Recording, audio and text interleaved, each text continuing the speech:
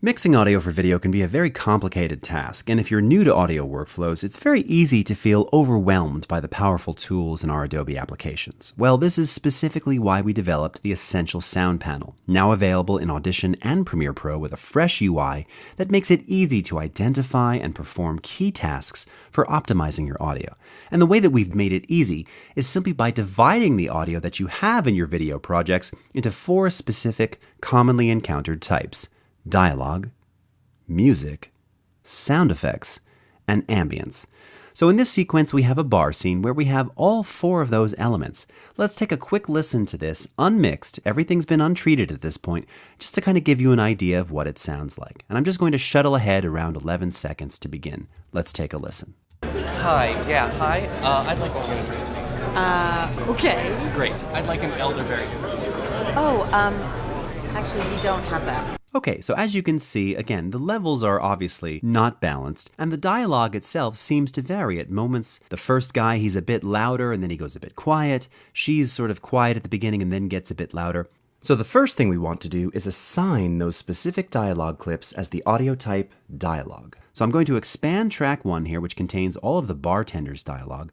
Let's go ahead and select all the clips in this track if we want to. And when I do that, you'll see that all the various audio types become illuminated inside the Essential Sound Panel. So I'm going to go ahead and click on dialogue.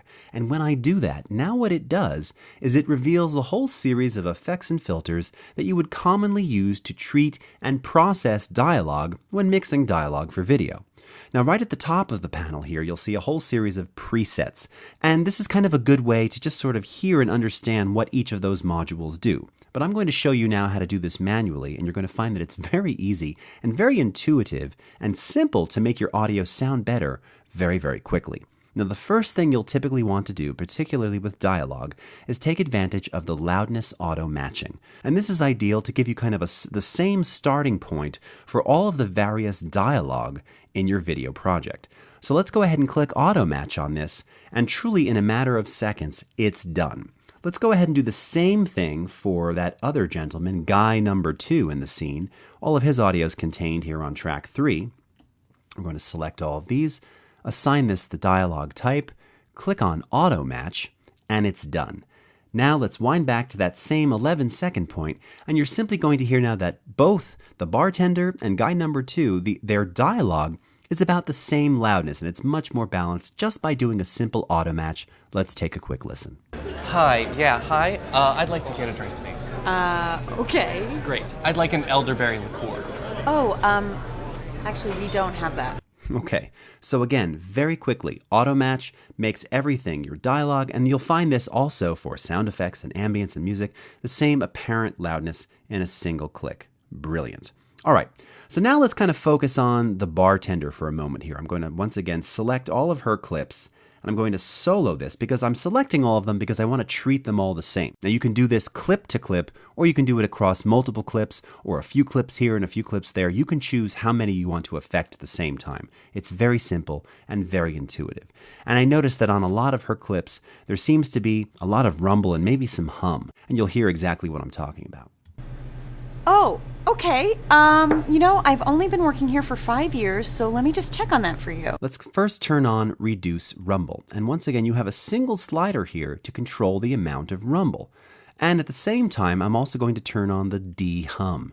Now I'm going to turn this down a little bit to around, let's go to around 2.5, and maybe increase the rumble reduction just a little bit more. Now we could also reduce noise. I think some of that noise and room tone, that's going to work with sort of the ambient sound of the bar. I'm not too concerned with removing that, but we could if we wanted to. Let's go ahead and play this back and now take a listen. Oh, okay. I've only been working here for 5 years, so let me just check on that for you. So here's before without these 2 modules enabled. Oh, okay. I've only been working here for 5 years. And here it is with them re-enabled. Oh, okay. I've only been working here for 5 years, so let me just check on that for you. And similarly, if we wanted to add additional noise reduction to this, we could do it here as well. And again, increase the amount of reduction simply by adjusting the slider. Oh, okay. okay. I've only been working here for 5 years, so let me just check on that for you. Now, you might think, well, a single slider isn't enough control. Actually, what it's doing here is that it's actually applying these effects non-destructively at the clip level. So if I were to click away and click on a single clip and go up to my effects controls, now you'll see the adaptive noise reduction, the FFT filter, which represents reduce rumble, and the de-hummer are all accessible. All of the parameters are fully accessible directly right in front of you. And if we move the slider now, just while we're stopped, you can actually see that it's moving multiple parameters simultaneously. There's some real Adobe magic going on here. One other element that you'll find here is the de-esser for removing harsh sibilants and those harsh S sounds that sometimes can really be very sharp and just really kind of ruin the whole piece of dialogue. The de-esser can take care of that. Now, in terms of clarity, bringing up the clarity of the dialogue, guy number 2 here needs a little bit of love. So once again, I'm going to select all of his clips and let's wind him back. And we just kind of want to bring up some of the apparent clarity by using a compressor, or also known as a dynamics processor, on this clip. Let's take a listen. Hi, I'd like to get a drink, please. So we're going to wind this back. And I also hear a little bit of hum on there too. So let's turn on the de-hummer. I think we can go a little less aggressive. Hi, I'd like to get a drink, please. Maybe even a little bit of de-rumble on him as well. Leave it at 5. Hi, I'd like to get a drink, please. And then let's go ahead and turn on Clarity Dynamics and increase this to, again, add a little bit more compression and really focus his voice. Hi, I'd like to get a drink, please. Okay. Great. I'd like an elderberry liqueur. Oh, actually, we don't have that. So again, on his voice now, we've applied a dynamics processor. And just as I mentioned before, if we select this single clip, now you'll actually see that it's added the dynamics processor here. And once again, as you move the slider, you might just be thinking, oh, it's just more compression, less compression. But no, it's actually reconfiguring the ratios. It's reconfiguring various settings inside the compressor intelligently, all the while keeping it clean and upfront without any sort of unwanted compression artifacts. So this is a wonderful addition to have inside Essential Sound and something that is truly essential to the mixing workflow. Now you also have EQ settings here, and again, lots of different presets to get started. And if you were to choose EQ, you'll see over here in the effects controls, that adds the 10-band graphic equalizer, where again, we have more presets for you to choose from, and you have more control if you want to sort of get into that manual state. You always have the single slider, which does it for you very, very quickly and can probably get you most of the way there. So that's a quick look at sort of working with dialogue. Now we've also got that ambient sound in here. So let's go ahead and select the bar ambience, which is over here on track 5. I'm going to select all of these. Let's go up to ambience and select that. Now, once again, you'll have your auto match setting here, and this is great for any kinds of sound effects or ambience or Foley that you use, because undoubtedly they're always at different loudness levels, and a single click of auto match can match them all to the same apparent loudness.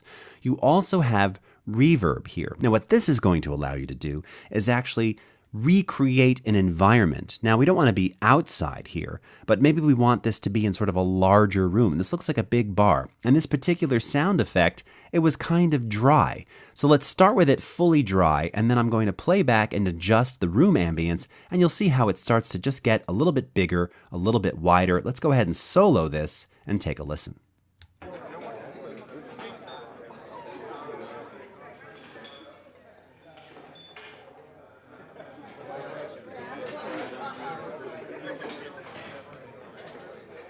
Okay, you can just hear it's a little bit more echoey, a little bit more ambient, and it kind of feels a bit more like what that bar probably sounds like, also from the perspective of where the cameras are on our characters. Now, the last thing in here is stereo width, and this does just that. It just enhances the stereo effect, making that left and right a bit more extreme. Now, you want to be careful with this, but this can really widen up a track and kind of bring it a bit more to life. Let's take a listen again.